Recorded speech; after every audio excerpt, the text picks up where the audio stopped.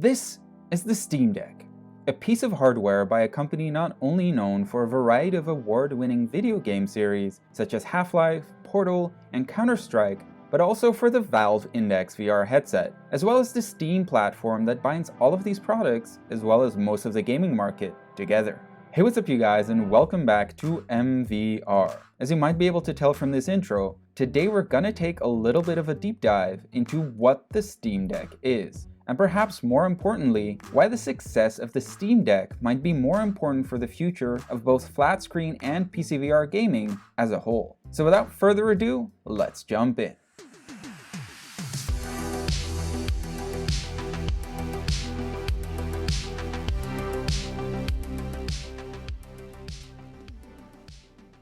A little over a week ago, Valve announced the Steam Deck, a handheld machine which is most assuredly not a console according to the developers. The Steam Deck sports a form factor very much resembling that of the Nintendo Switch, but has some unique features that make it stand out. First off, the Steam Deck will be running on SteamOS 3.0, which is a fully fledged desktop operating system based on Arch Linux. And in order to highlight this fact, Valve has demonstrated the Steam Deck is capable of providing a regular PC experience when hooked up to a mouse and keyboard. Another outstanding feature is the open nature of the system. Valve has publicly stated that they treat the Steam Deck as nothing more or less than a PC, which means that you're free to install any other game store, service, or operating system like Windows 10. Now, one of the things users will immediately notice when seeing the device is the unusual non-standard button layout, where the D-pad and analog sticks sit level at the same height, making room for two large touchpads.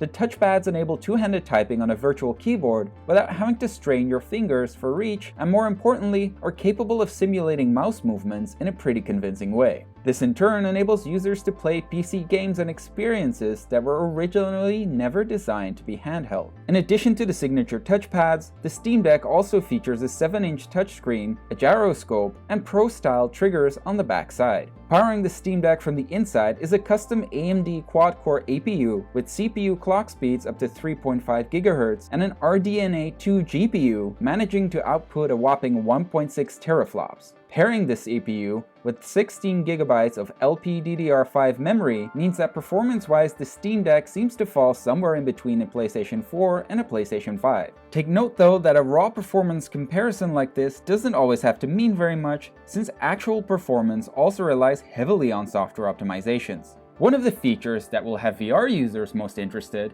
is likely to be the reveal that the Steam Deck will be fully compatible with USB-C docks. This means that it's possible to provide all of the ports required to run a VR headset while still being able to move the device around.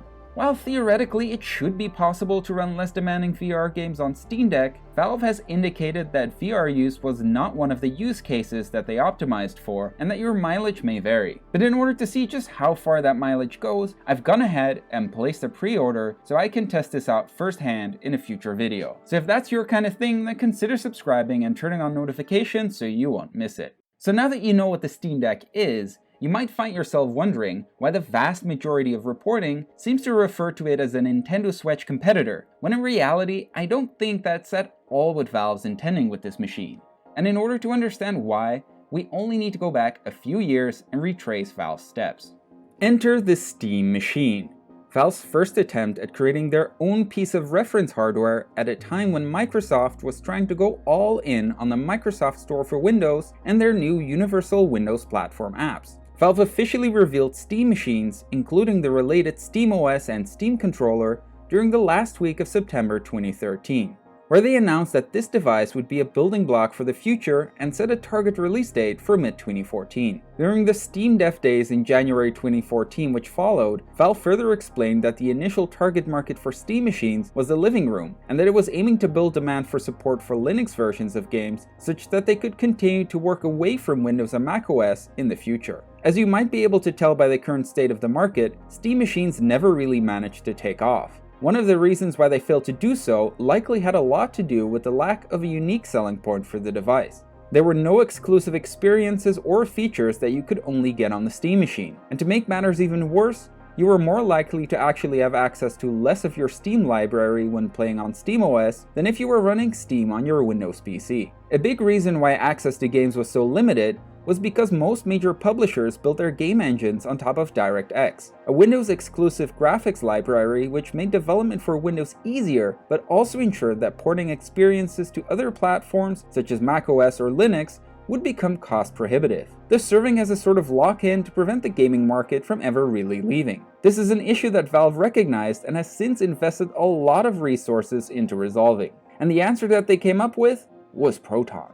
Now, Proton is an open-source compatibility layer co-developed by Valve that is capable of running Windows games on Unix-based systems, something which up until that point was a massive reason why gaming on any platform other than Windows had a hard time taking off. At its initial release, Proton was compatible with a meager 27 games only. Considering that Steam has over 30,000 games available, it means that your selection on Linux would be quite limited. Luckily for the end user though, with the announcement of the Steam Deck, Valve has also announced that the new version of Proton will be able to provide close to 100% compatibility with all Steam games before the hardware's release. Something which is huge news for players looking to game on Unix-based system, which also includes macOS. Even if you're not a fan of Apple's products, it must have been hard to escape notice that the company is moving to its own ARM-based silicon in the form of the M1 chip. Putting claims of massive breakthrough performance aside, the shift away from Intel means that for the first time in 15 years, macOS and Windows will not be running on the same architecture. Not only does this mean that cross-platform development between the two operating systems is going to be harder than it already is, but because of the difference in architecture, things like emulation or dual booting to another operating system is going to be an even bigger issue. In fact, right now it's actually just not possible to run Windows on an M1 powered MacBook without using some kind of virtual machine emulation layer, which introduces massive performance penalties, which is something that I believe is going to have a substantial impact on Valve. While currently Apple is still supplying the Rosetta 2 translation layer, which also enables M1 powered Apple devices to run x64 software without much performance loss, once Apple's lineup fully transitions to Apple Silicon, Rosetta 2 will be phased out and discontinued, and this could spell big trouble for Valve, since they would be losing out on a potentially huge player base, especially when we consider major suppliers like Intel and Nvidia are also experimenting with ARM hardware of their own, which could mean that this trend will ripple throughout the market. In fact, at GDC this year, Nvidia showed off their extremely impressive RTX demo, displaying Wolfenstein Youngblood running on an ARM-based MediaTek SoC with DLSS and ray tracing enabled,